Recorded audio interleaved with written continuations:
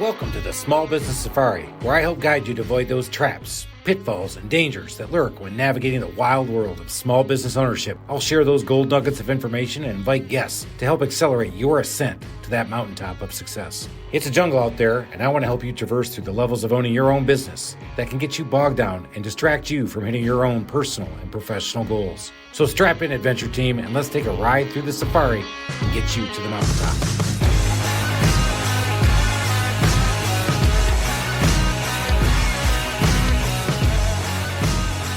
Alan, we got a real special edition today. Yes, we do. Yes, we do. We got to get ready to rock and roll and make this thing happen. Guys, if you're in the truck, make sure you turn this thing up because this one's going to be a good one. Girls, too. Oh, yeah, those ladies, too. Sorry, girls. Ladies and gentlemen. All right, let's keep going. Not all of our listeners are in trucks. I mean, some of them are probably in a Bugatti. Bugattis, Maserati. Blowing down south of France, listening to the Small Business Safari. So I just got pinged from a guy from Australia. It was a guy, not a lady. Sorry. So we are listening all over the globe, baby. That's right. All over the globe. And I let him know what I thought about the USA hockey team. And he said, I didn't even know they had Winter Olympics. I'm like, hey, you guys were there, brother. I was like, hey, we still loved it. Man, this episode is going to be fire. And I'm going to set this thing up. I started my business in 2008. In 2006, at the end, I said, I'm done. I'm out of here. I got to go.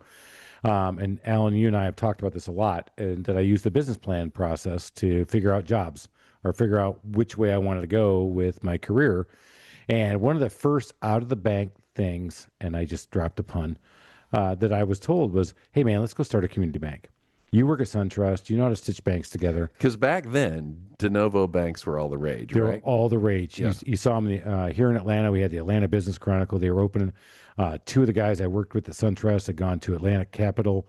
So I knew a lot about the what was happening. But my job always at the bank was stitching them back together, right? Putting them in the back end, the process. I wasn't the banker. I wasn't the guy who would go out there, make the money, and bring the people in. And we started looking at it, and my buddy says, I am totally healed. We got this thing. And so we start talking to his family, which is pretty well healed here, big names. And I won't use them on the pod. And we started looking at it, and then I started really getting into the banking business in 2007. Does well-heeled mean buttloads of cash? Yeah, that means buttloads of cash. All right. And so the beginning of 2007, and Bob, our guest, along with Beach, just gave me that look, and you're like, that's probably the wrong time to get in the banking business. I'm like, that's 100% right. So we put that one away and said, I'm off to something else. And well, shit, I'll just start a handyman business. So that was a good decision. I don't know if it was, but here we are 18 years later doing it. We've recorded how many bad decisions you've made over the years. I've made a shit ton of bad decisions, and we can all do that. But today we've got some great guests on. And we have Bob Koncerak, and we got our buddy Steve Beecham back from Hometown Mortgage. He is the mayor of Alpharetta. I don't give a shit who says what about anything. This guy owns that city. What do you think about that, Bob? Tell me when it's my turn to talk. So, cheers, fellas. These guys are going to start the first community bank in Alpharetta, Georgia, since 2008. And this is 2026. Let's talk about that. This is going to be nuts. Bob, Steve, welcome. Let's go. Bob, what the hell are you guys doing? Well, there are good ideas and good ideas at the time, so we're hoping this is a good idea. Back in 2008, when we opened Touchmark National Bank, Alpharetta was pretty much a bedroom community for Atlanta. If you look at it now, it's its own center of commerce. And so it's a tremendous opportunity. Not many of these are opened anymore. 20 years ago, there were 10,000 banks in the country. Now there's about 4,300. So what happened? I mean, like I said, it was all the rage. It was almost like a fear of missing out. Like if you didn't get in on the ground floor of a de novo bank, you were a loser. And then all of a sudden, it just wasn't happening anymore. What happened? Well, the crash in 09. Well, there was that. The crash happened, evaporated a lot of talent, and then so many competitors for the the traditional net and margin banks. If all you're doing is lending and bringing in deposits, there's so many other platforms outside of the FDIC that you can do that now. So you can open a bank as long as you've got opportunities to bring in trust companies and mortgage companies and insurance companies, or generate fees with SBA lending. But if you want a fantastic place to start, you may as well be in downtown Alpharetta. All right, you want to go? Yeah, no, go ahead. But All right. Alpharetta is, for our listeners in Tasmania and everywhere else around the world. I mean, you're right. It was a bedroom community. I mean, there wasn't much going on, and then it just exploded with an amazing town center. And then it's kind of a high tech hub right now, isn't that One of the right? coolest places in the country. Yeah, yeah. And then, of course, you live walking distance, you dog to that. I'm just so jealous every time I go to your house. But yeah, no, it's in the Golden Triangle north of Atlanta, and a lot is So happening. all that's great, but here's the deal. Yeah. You got Shut up, to. I Alan. agree. Thank you, Ellen. Here's the deal. So bad if question, my Alan. wife and all you do is Oh shit. QuickBooks, you're fine as you're not doing any banking, you're just doing processing, right? And so in the old days, the community banks really didn't have all of that high tech stuff from an IT standpoint. So a lot of people, as that started transitioning, would leave their community bank and go to a bigger bank. Well, now the community bank, because where we are with IT, they can do anything a big bank can. So we can do mobile banking and take a picture of your check and do all that stuff. So now community banks can compete on IT type stuff with big banks. And then what's happened is all these regional banks have bought up all these community banks after the crash in '09, and some of them went out and some of them barely made it through. But the regular guy that's in business like we are, and you need to go borrow money for his pickup truck or his bulldozer, or he wants to remodel his restaurant, or he wants to add a new location or expand his office, he goes into one of these regional banks and they're like, here, dial the 1-800 number. So he doesn't know the guy anymore that he used to know at his local bank. And so being in the mortgage business, these people that are calling me and they're like, hey man, I need to go get a loan for X. Who do I call? And so they're really not sitting in the bank anymore like they used to. Most of these banks are like empty shells. Mm-hmm. And so I've been feeling this for a while. And so Bob and I are in the Rotary together, and we've been buddies for a while, and he's been in the banking business for a while. And I said, I told him about, I don't know, I guess a year ago, I said, Bob, I think there's an opportunity for a community bank again. I think we're far enough along down the road that people have kind of forgotten the crash and maybe they understand it and they're willing to jump back in. And he goes, I do too. And then a couple of months later, he walks in, he goes, I got an idea. This is how we're going to do it. And Let's talk about this idea because starting a bank is hard, and you've done it a couple times, right? Yes, I have. So you've been in it, and you went, "Wow, I've done this. I'm going to do it again." Go type in "the most fun I never want to have again." That's the book I published after my life.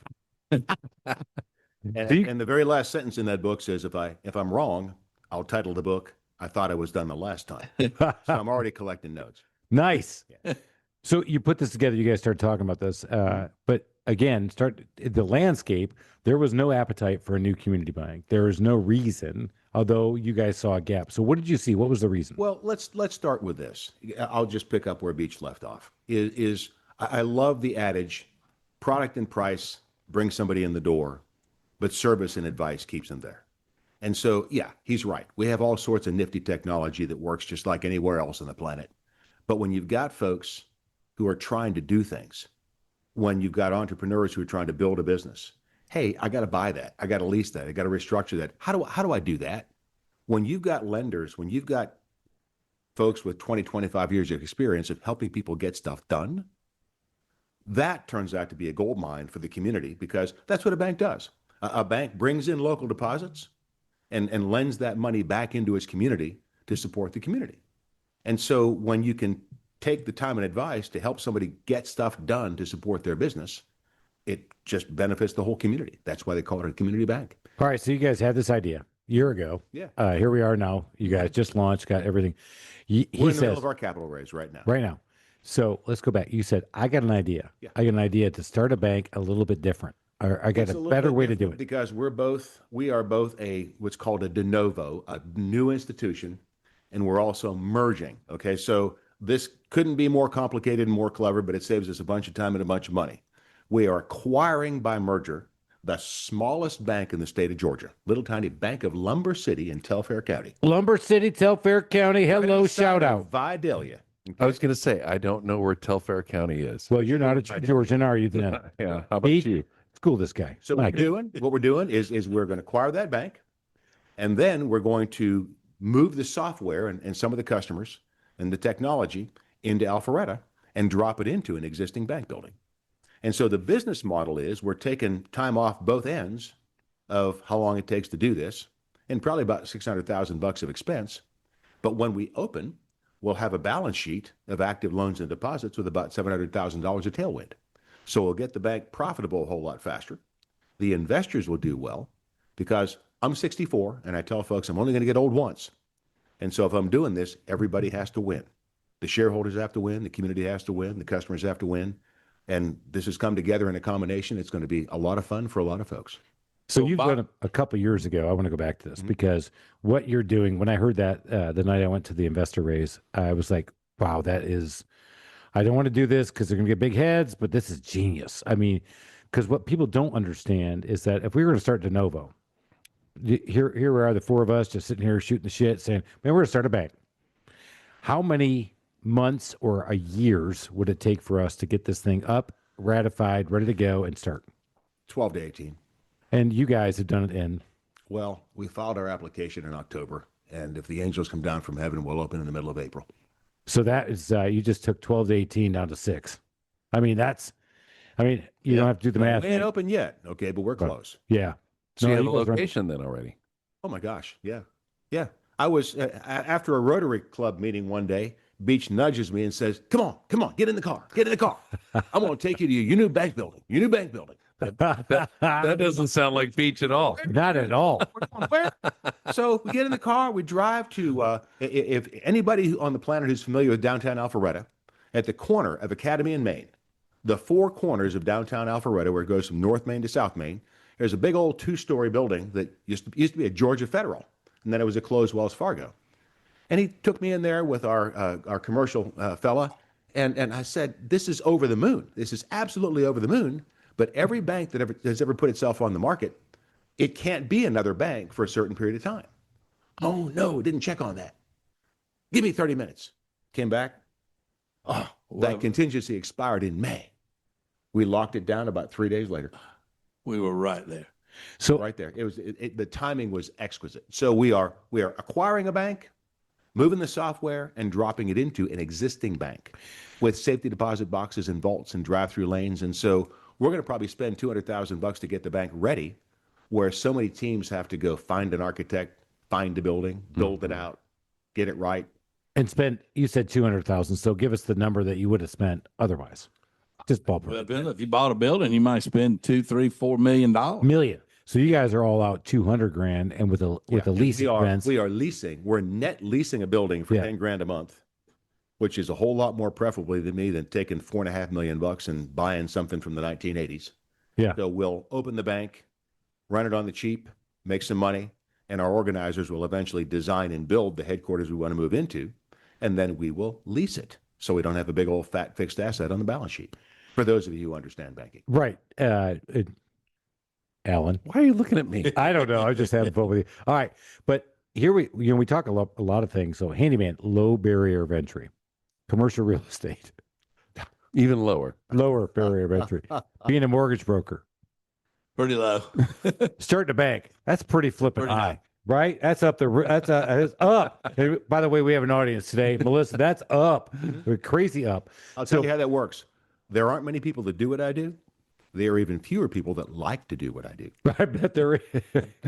So, amen to that. I'll drink to that one. Oh my God. All right. So you guys, So I got to ask you this: since the last time you opened a bank and today, the regulatory environment has just gotten extreme, from what I understand. So I remember when Beach told me we're opening a bank because people in business need to be able to get money, and they can't get money.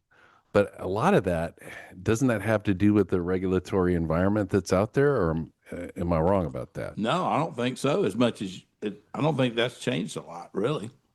I mean, like I said, if you're a small entrepreneur and if you're a restaurant guy, let me put my eyes out. You're a restaurant guy. We need to open that. What did we get there? Jimmy We got Brad? Jimmy Red from Jimmy Charleston. Red from Charleston. You know what? We We're need- gonna come back to Beach. No. And then you want that Jimmy I Red. want that Jimmy Red, but I want to hear what he's got to say here. All right, then we're gonna talk about Jimmy Red after that. I mean, I don't know. Bob maybe can speak to that, but I mean, you still basically, it's still the same concept with mortgages or equity lines or any financing. You got to show that you can cash flow the deal, right? Now there might have been in earlier days where you might would have made a loan with somebody because there was a real heavy asset, or you knew his mama could pay if he didn't pay and he didn't co-sign. But today's market, since the crash, you still got to qualify. So if you qualify, we're going to make you the loan. That's the cool part. Is that so? Back to banking and the way it worked, So I went to SunTrust to basically consolidate and to get to be a big bank that they become now, Truist. But I get to learn a lot about community banking and what small banking is. And Bob, it sounds like you've had that experience. A lot of us, the younger people, don't realize what community banks could have brought to us as a small business owner. I think today we just think big banks.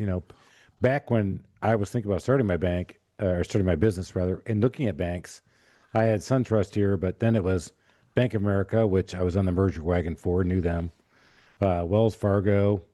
You start looking, they're all just in Citi. They're just these big banks. Right. What makes a community bank so much better? You guys have mentioned it a couple times, but I don't think people get today what they could be. Let me give you a street level example. You call the bank's number during business hours and a real person answers the phone. Okay, that's the simplest, easiest way to distinguish a community bank from a big bank. You don't have to make an appointment to come in to see me. I'm astonished. I've got accounts at Chase. I wanted to open a joint checking account with my wife. I had to make an appointment 3 different times because when I showed up unannounced, they were surprised to see me. I walked into a bank branch and they were surprised to see, how can I help you? Why are you here? Do you have an appointment? I'm like, well, I need an appointment. Well, They give you money. yeah, for me to open an account here and do business with you. And so big banks do a lot of wonderful things. The electronic banking, the capacity to move money around, all the bells and whistles, that's fine until you need to talk to somebody. Something went wrong. Somebody debited my account that shouldn't have debited my account. Can you help me figure out how to do this? As soon as you need to talk to a real live person, you're challenged because that's not how those banks are designed to work anymore. So the community bank, you guys would say your charter, what you guys are going for, is going after the small business, the businessman who wants to have somebody who knows and understands their business and says, man, I believe in you, not only personally, taking the 5 C's of credit, figuring that thing out and doing that. And that's where you're going to be your differentiator. And how about this? If you walk into the bank a couple of times a week, eventually somebody actually recognizes you and knows who you are. Hey, Chris. Hey. Hey, I need money. Alan, they won't like me after a while. We told you no the last time and you keep showing up. I keep showing up. How about that? So you and Beach had this idea, right? We started floating this thing out. But again, we talked about the regulatory environment. Alan brought that up. Talked about the timeline to make it happen.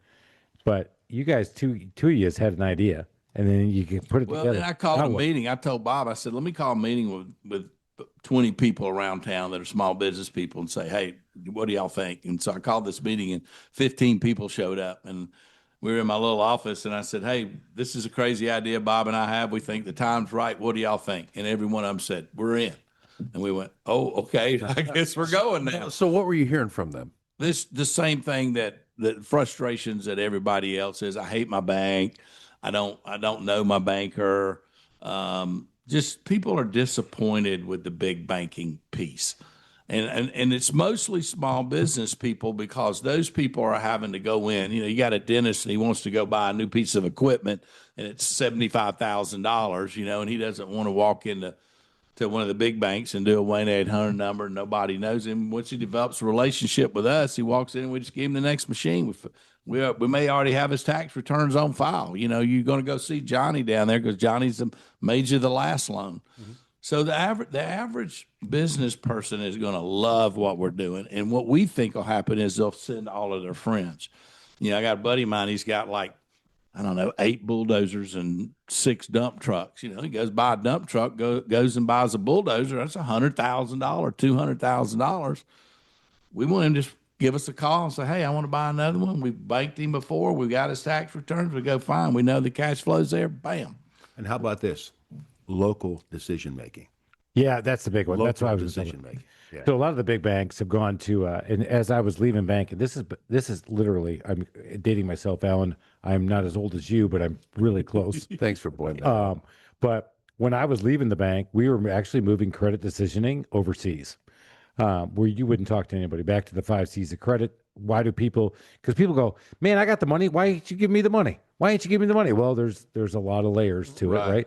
But when you're looking at somebody eye to eye, like we are right now, and you go, well, Chris, I mean, this is why I'm not giving you the money. You're like, okay, I realized I started a handyman business. That was a little stupid. Well, we want to help them do a workaround, right? If you come in there and we say, you know what, we can't do it now. It just doesn't work within the bucket or the forms that we, it's just not adding up. But here's what you need to do to go make this work. I like that. Yeah. Here's how, rather than just no, Or call this. rather than just saying no, under these conditions, I can do this. You might not like these conditions, okay? But here's how I can get this done for you. If that's attractive to you, because if you're a community bank, what is the community that you want to champion? And so if you have a defined area where you're trying to make stuff work, and look where we are. We're this northern knob. If you look at a map of Fulton County, there's a northern knob that used to be Milton County. That's our primary and secondary I think you service need to area. use a different word than knob. Yeah, Knob. Okay. Yeah. Well, I'm sorry. for us, Apologies for with those of you. gutters in the mind. Thank you. That's fine. We do swear a lot on this podcast. I've actually kept it fucking clean this time, Beach, because Bob's here. I didn't want to make sure I didn't offend too Don't much. worry about Bob. Okay. All right. How about this? It's all my fault, but I'm perfectly willing to be forgiven. All right. Okay. All right. Oh, So if we You attract, on that one a little Hey. bit there, Chris. hey, okay, if we I do attract, use that one. if we attract 1.37% of the deposits in our primary service area in the next 3 years, we'll be gloriously successful. All In right, other you, words, if we accomplish being a drop in the ocean, all right. So you just used a very, kind of. He just pulled that number out of his ass. I think. 1.37. Yep. How the f yeah. did you come up with that one? He's a banker. Oh my God, dude. a whole lot of demographics go into defining can a community really absorb another bank? What are you going to go do? How are you going to support? Why do we need another bank? You justify that to the FDIC before they talk about giving you a charter. All right. So you guys got your charter. You're doing all this now. No. We are raising capital. Okay. $20 million from now, you can congratulate me. All right. Our offering circular is approved. We're raising capital to capitalize the bank. All And right. when we accomplish that, sometime in mid-April, We're early in on this. So how can everybody get in on this? Tell us the link that they can go look at because I've got it already. What we like to do is invite them to come to the bank so we can talk to them. They can meet the people at the bank, make sure it's something that they would love to invest in. And so we need investors. We got to raise $20 million. So there's no link because I got the I QR got code. links. If they email me, I'll send them a link so That's, they can go online and get our circuit. Give us that email real quick because I know. Go ahead and go. Oh, I don't have it on. Oh, info at firstcitybankga.com. do it. Info at firstcitybankga.com. Now, how much time did you spend coming up with your bank name? Well, in somebody's version of Greek, Alpharetta is First City. How about that? Alpha. How about that? I wanted to name it Alpharetta Community Bank, and then some of the guys on the board said, that's a little too localized. We might want to be bigger at one time, So we Oh, I hear you. They're big time in your beach. they're big time. You know who they're talking to. Many times. No, you are not little I time. like First City. Big time you on that. You know what? I'm going to go talk Like to David Chatham, big time me on that. I think that was his idea. I love that. So if you're going to go grow it, what I tell the proposed board is 3 years from now, we'll be a whole lot smarter than we are today. That's right. And so, will you want to go buy something? Will you want to go have a liquidity event? Gives people a chance to get some money back if they want to, double down. And so you have something here that you want to grow from a position of strength, help the community, bring in customers, have a real live good activity that you're championing your community. And then after 3 years, what do you want to go do with it? I mean, this is, I love what they're doing. I mean, I think I hate it when people say this because when I put my business plan together, I put it in front of people, I had 9 out of 10 people tell me, home run, can't miss, handyman, going to kill it. I had one guy go, you might want to look at this a little bit harder. He was a dumbass, though, wasn't he? And that's what I told him. But you know what? He was the best advice I ever flipping got. Everybody goes, Did you listen to it? Of course not. Yeah. I mean, I tried to correct myself. Who am I kidding? No, I was the best. I was the smartest guy in the room. But no, These guys make such a good team, though. they do. And so that's what I wanted to get back to is that you guys have a great idea. You're doing this. Everybody's told you can't miss. Gonna happen. You got Bob 3 times started a business, or 4 times started a 5 times. I mean, Bob looks at you with that stare, and you're like, okay, yes, sir. Yeah, I know. I seriously, I was like, yeah. I was actually grabbing for my wallet right when he looked at me. I'm like, shit. Beach is like, he's getting the people together, and he's got the idea, know. and then Bob He's just like, gives you that. Bob gives you that. Stare. Why haven't you invested yet? I'm like, well, I'm in my We're going to talk about that. You're in a minute. you're gonna regret this. So, all right. So you guys do this, but it's fraught with risks, right? I mean, there's a reason that people haven't started community banks. It's a high barrier of entry. We were joking earlier, but it truly is, because you got to have a lot going for you. So talk about how you've mitigated the risks to be able to get yourself to where you want to go. I'll tell you what, I could not be more humbled by the caliber of the people that want to join us. We've got folks with 15, 20, 25 years experience calling us, you got room for me. You got room for me. Employees. Because they've been commercial bankers up and down, 400 for the past 20 years. They've got tremendous books of business. They've got tremendous relationships, but they've been pulled up into larger and larger institutions where they've got less and less access to actually take care of their customers. And so we've got a good team of folks together that have tremendous experience in the market, that have done this before 2 or 3 different times, and they have the capacity to get it done. And banking is all about the people. It's all about the people. So did you grow up in the banking business? I mean, let's go back a little bit. How'd you start? I'll do this as quickly as I can. All right, do it quick. I'm from Pittsburgh. So I'm of a certain age. You're a Yinzer. And so I'm a Yinzer. And so I had to spend some time in the steel business. And so I did a bunch of stuff for a stainless steel company that the old Jones and Laughlin Steel Corporation. Well, Mellon Bank was my lead bank. Good old Mellon Bank. I do know Mel. Marty McGuinn, one of the chairs of Mellon, taught one of the capstone courses that I had at Duquesne going for my MBA. Several of us would go out for a beer after class. It was pretty cool to go out for a beer with the vice chairman of Mellon Bank. He knew who I was. He knew I used products at Mellon. So one night after drinking what was probably way too much, Marty looked at me and said, I need a controller for my capital markets group. You could do that. And I said, Marty, that doesn't sound like it's something you hire somebody off the street to go do. And he said, but you understand the products. So I tell people that for my evolution from steel into banking, alcohol was involved.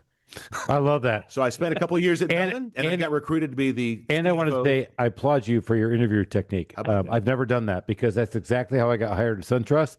It's Sandra Jask looked at me and said, Chris, I want you to run commercial loan ops. I said, I'd never done that. She goes, I know.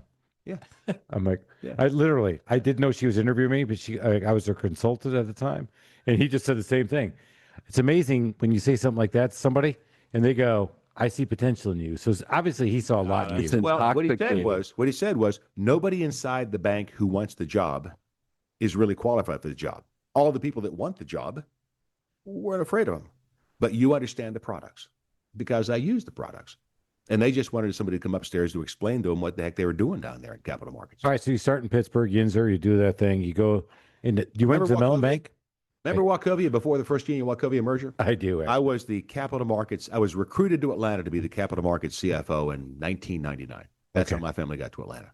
Girls were 11, 9, and 4. All right. So you turned into big bank in 1999. And then you said, I got Yeah, back in my, and back in the early 2000s, there was like it was like people opening banks Atlanta all over the place, and so All it over was the a place. cottage industry of new banks opening.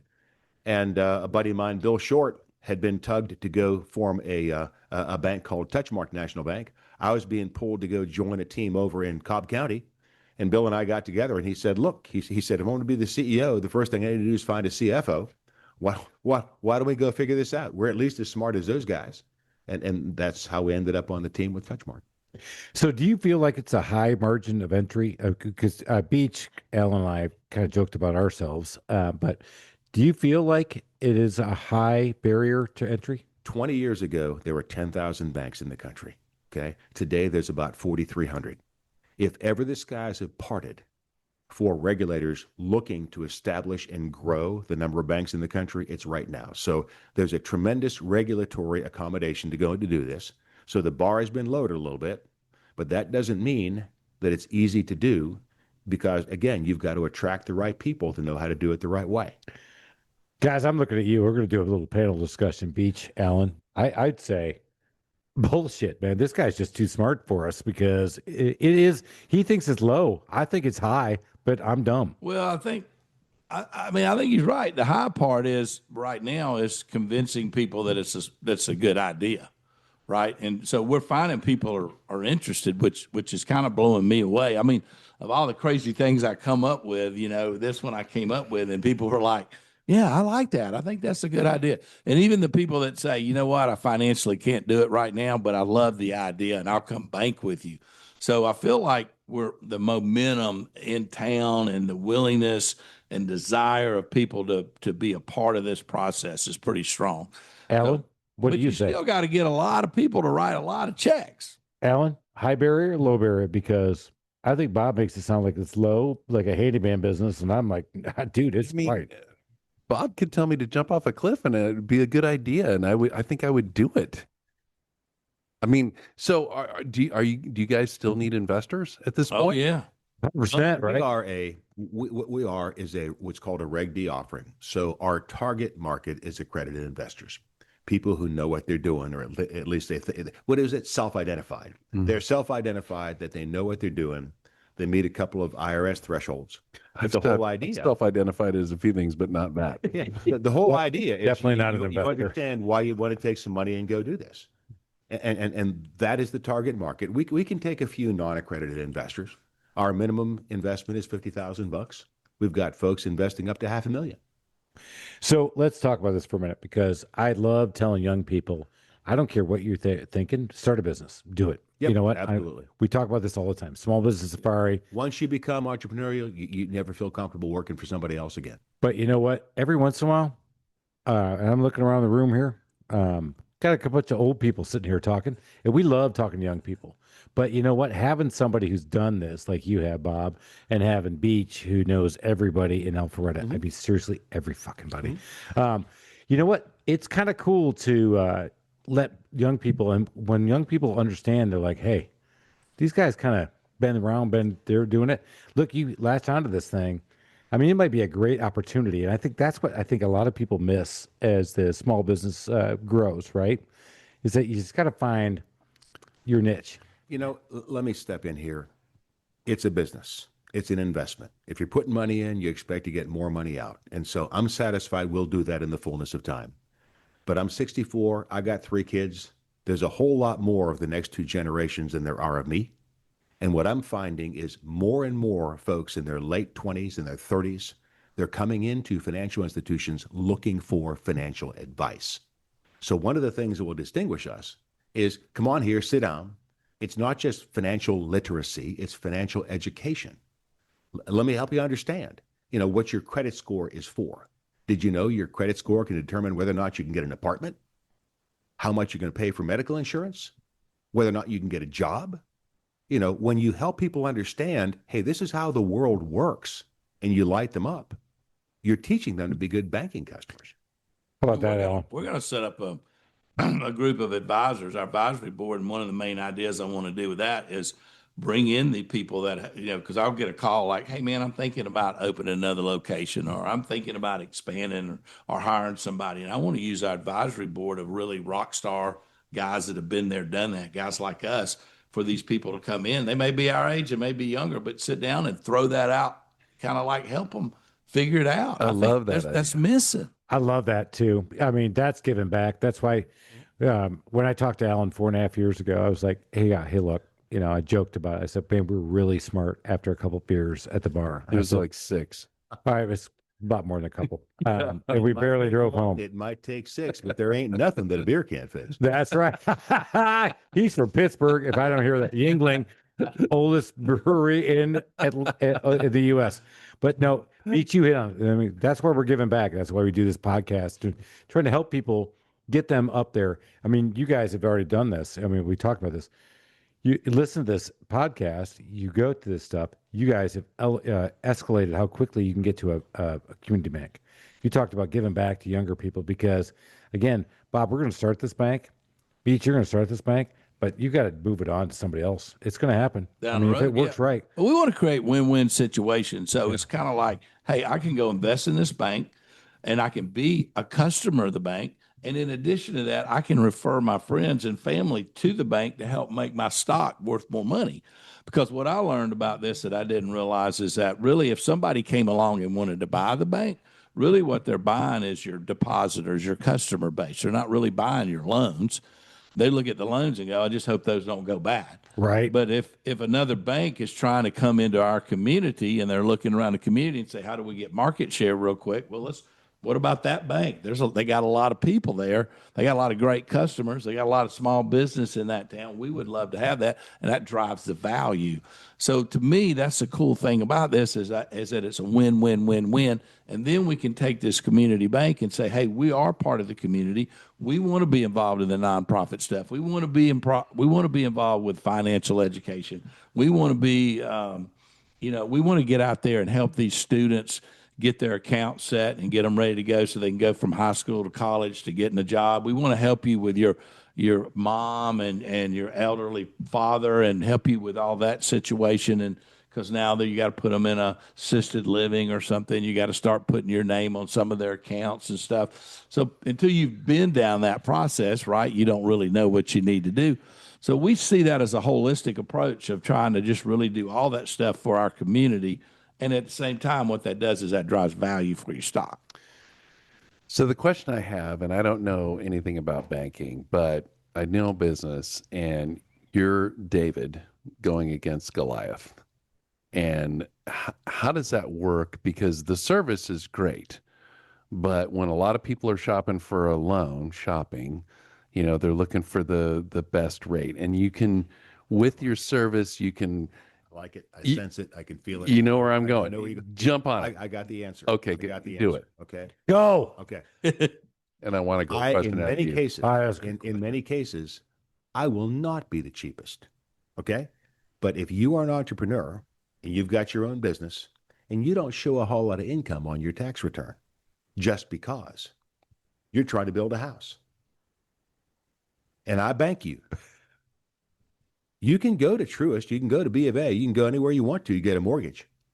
However, if you want to get it done fast, come on in here, sit down. I'll give you your draws. I won't be the cheapest, but I'll help you get that. Your home will be built when you want to. We'll evaluate the draws, get you done, and we'll do all the construction financing.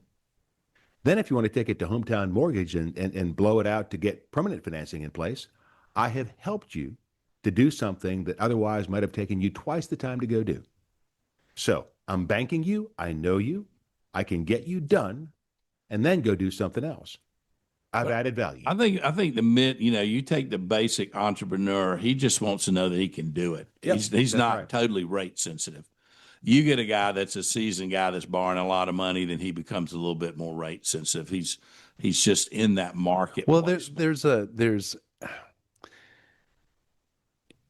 as long as you're in the ballpark and if you're demonstrating all that value add, then I think a lot of and the kinds of people that you probably want to attract will be willing to pay a little bit of a premium, I would assume, to get all that service and that advice and that guidance that you guys are going to provide. Yeah. You bank with me? Hey, I'm driving to the auto dealership. I need to get a car for my daughter. She's leaving for school. Am I good? Yeah, you're good. The next question should not be, and what's my rate? The next question is, when can I get my check? Right. If you want to get stuff done, I can help you. So you're talking about ease, convenience. Actually, and the other part is with community banks, local decision making. Yep. I mean, that's the hard part. I mean, I think That's right. a lot of times we shop rate, Well, no, especially that's what It's we're hard going to to be hop conditioned you when to. my office is on the first floor. I should hide upstairs. You should have. No, and I saw your office, by the way, and I know where I'm drumming in.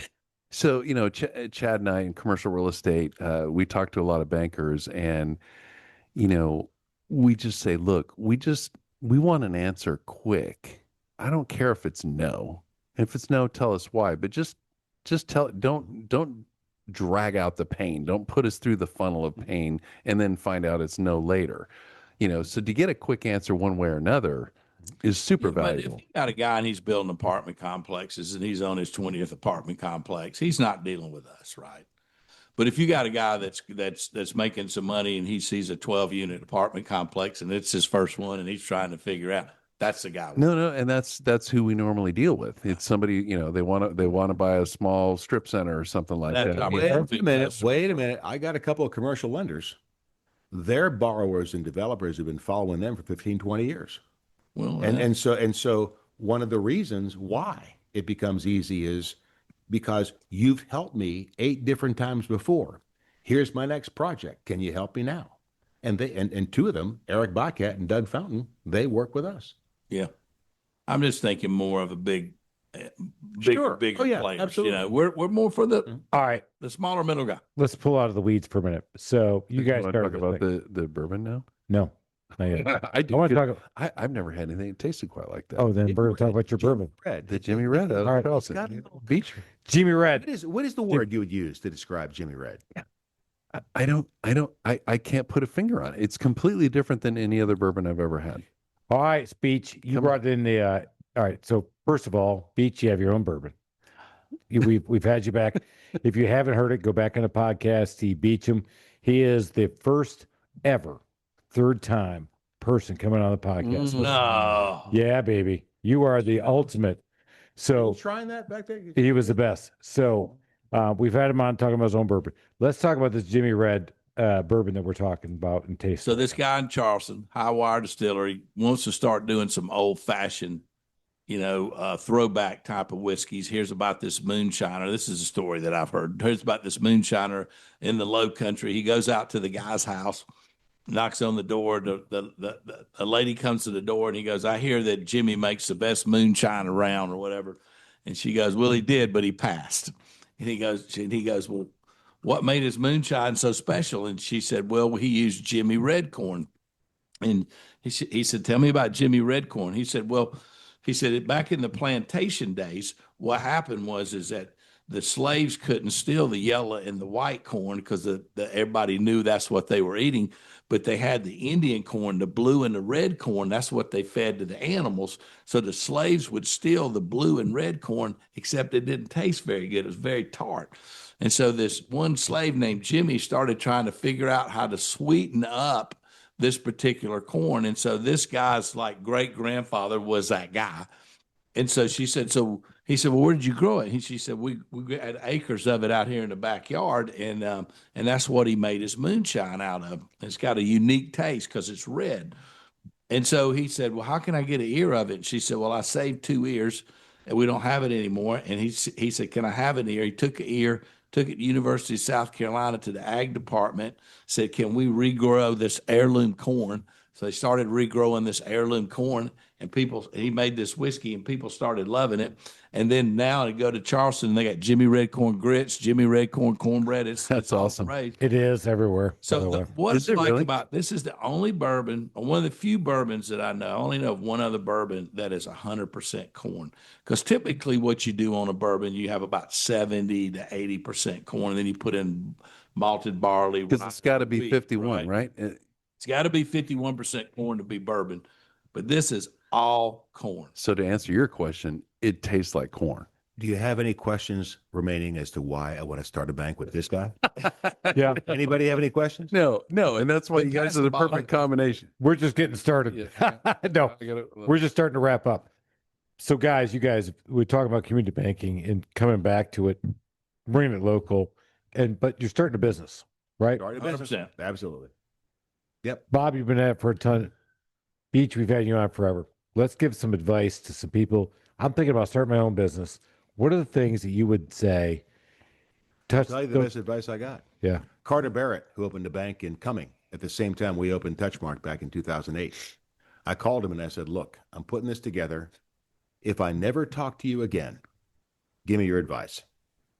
And Carter said, "Here's what you need to do. You work on those financials. You work on those projections. You study your market. Don't you ask anybody to invest with you until you are satisfied that you, Bob Koncerak, are going to make a boatload of money by investing in this stock." And I'm thinking, that's unsettling to me. That sounds too personally. He said, "Get over it." Because he said, when you are satisfied that you will make a boatload of money. Then you can sell it. You're going to put a whole lot of your money in it. Gold And nugget. nothing will satisfy another investor than knowing that you're in and you've got a big investment of your personal net worth. 100%. I didn't like it. It's uncomfortable for me, but doggone, I said, Carter, you're right. And so, I'm putting 400 grand into this thing. And I've had several people come up to me and say, I'm doing what I'm doing because I see what you're doing. Everybody has to win. I saw that too. Everybody has You to. did that night. I was like, man, dude, It's a this guy bank. believes it. It's a bank. There's a whole lot of reasons why you start a bank, but at the end of the day, everybody wants to make money. You don't have to like it to accept it, but you wouldn't put money into it unless you thought you're going to be a whole lot better off afterwards. All right, Beach. I think people get into hobby businesses because they like it or whatever. I like remodeling, so I'm gonna get in the remodeling business. A lot of times people Amen. get into a business and they never do the research to see if that business can actually be profitable. They got a little card shop, they got a little ladies' clothing store, they got a little shoe store, and they just end up being a manager for themselves and they never really make any money. I feel like the demand for what we're doing is super, super strong because everybody I'm talking to is telling me, I hate my bank. I don't like my bank. And they're telling me that I don't even know where to go to borrow money. I don't even know who to call. And they're frustrated. And so I feel like we're filling a gap in the marketplace for the average small to medium business person. And then I think we start picking up the other pieces too. And so, banking's not where people come in the bank all the time, but there's a lot of people that like to go in the bank. There's a lot of people that like to have those relationships. And that's kind of who we're going to be after. Is that you, Alan? Do you like going to the bank? I love going to the bank. I fucking hate it. Because I don't like people, Alan. You know that. We're talking about that. All right, man. We're Not finishing up. true. That's true. I love people. All right. Beach, we already had you on, Bob. I'm going to hit you with the final four. We're going to rapid fire. You ready? I know you can do Rapid this. fry. All right. Okay, good. All right, ready? Give me a book that you would recommend to the small business adventure team. Oh, Ken Langone's I Love Capitalism. Oh my God. That's a first You're one. gonna start a lot of Alan. Oh my God. Beach. Are you shitting me right now? We're going to have lunch and learns. We're going to have lunch and learns. I got my list over there writing it down. Say it again. Ken Langone's I Love Capitalism. Oh my God. Okay, if there would Actually, not I have do been a too. Ken Langone, there wouldn't be a Home Depot. Yep. That's right. Okay, and so one of our organizers, Angie Bendix, she told me she came over at 4 years old in her father's arm from one of the Cuban boat lifts. Mm. Okay, if you see the beautiful Berkshire Hathaway building in downtown Alpharetta, Next to Smoke Jack. next to Smoke Shack, God, I love that's her That's building. her building. She and her husband own 9 different orthopedic surgery centers, okay, across the Southeast, okay? And she was 4 years old when she came over in her father's arms. One day, she will stand in front of that group and tell her story. A couple of lenders came in the other day that Eric Bakat, our chief lending officer, has banked for 20 years. They came from Morocco. They started with nothing. Folks who've come to this country and have built things over and over and just come on and tell me your story. Yep. Ken Amen. Langone wrapped that up in I Love Capitalism more than anybody I've ever known. There we go. I don't even want the answers to the other 3 questions. I do. You're getting them, man. We're done now? That's Yeah. amazing. Bob, I want to know what's the favorite feature of your own home? My favorite feature of my own home is my easy chair because I could put my feet up and read my Wall Street Journal and my Financial Times and fall asleep. You still read the paper? You got the literal paper. I'm 64 years old. Yeah. I like my paper. Leave me You- alone. you crack the All right. paper, fold the Get paper. off my lawn, you kids. This is a lazy boy. No, it's a Thomaston. Oh, nice, Thomas. Yes. North Carolina. All right, let's go. So Ellen and I have not talked much about customer service, but you guys clearly in the customer service business. We're kind of customer service freaks. Yep. What's a customer service pet peeve of yours when you're the customer? When I call your business during opening hours, I want to talk to a real person. Very If I'm simple. calling you, I'm not looking for our options AI. changed. Please pay attention. I want to talk to somebody. So I should probably Okay, roll here, back you AI. know what my name is? You know what my name is? My name is Representative. If you want to yell Representative, I do. that's me. I'm Mr. Representative. Melissa's over there high-fiving that one. She's up there going, yeah. I mean, I can't hit that pound Okay, button. one more. of You got fucking one more. enough. You said there's one more. What's the last question? Are you ready? Yes. I want a DIY nightmare story. I want blood. I want fire. I want flooding. Only, but you did, because I've done a lot of work in my houses, and you're staring at an opening right there that I put a nail through my own foot to put in. So my DIY nightmare. My DIY nightmare would be that I decided to put my own fiberglass insulation in my own home. And I didn't have a great big SUV. I didn't have them deliver it on a pallet. I just went out there to Home Depot and bought it like 6 coils at a time and put it in the back of my Avalon. And so my nightmare story is, I spent about 6 hours vacuuming out all the fiberglass. However, my electric bills were cut in half. But That's all I can tell you. so that's your great weekend story. That's as bad as it gets. Did you itch? Did you itch? Oh, hell yeah, you did. And I snipped. I mean, as a guy who was in, I actually had to go beach. I'll tell you the story. Is that as bad as it gets? Is that as bad as it gets? No. Oh, dude, no, I've we've done had everything. Got some good ones. Have one. Look at these hands. emergency response. Yeah, I've had. I mean, I put my hand. I mean, that hand has seen so many nails go through it. You can't even count it, because that's my hand clamp. Ooh. Yeah, that's right. Okay. So yeah, but I was up in insulation. It was so bad that I actually thought I was going down, and they put me on this trust test. I had to go. They had to check my heart first. Wow. And we figured out that Chris going in addicts is not going to happen anymore. So I had to get out of it.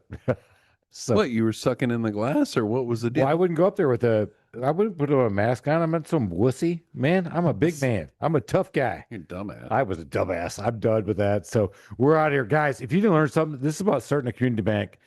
Go bank with a community banker. Let's find out where these guys are from. Hey, you might want to Info. bank from these guys. Let's go. Info at firstcitybankga.com. You're going to get some money out of Australia. I promise. I promise. Send you. it on. We need it. We like their money. We like their money. Their money We translates need good. the money because the Beach. bank's got the money. Beach, Bob, this has been amazing. Thanks again, Thank you, guys, guys. for getting on. Hey, guys, if you didn't learn something today, that's on you, because we learned a lot today. Yeah, Did this we is not? awesome. Yeah. This has been great. We learned that Jimmy Red's at all corn. All corn. Awesome. It tastes like Yes. It is It's good. so good. All right, guys, we got to get out of here. We're going to make it happen. Keep driving. Keep mowing up that mountaintop. We got to get home. We got to go. Cheers, everybody. Bye.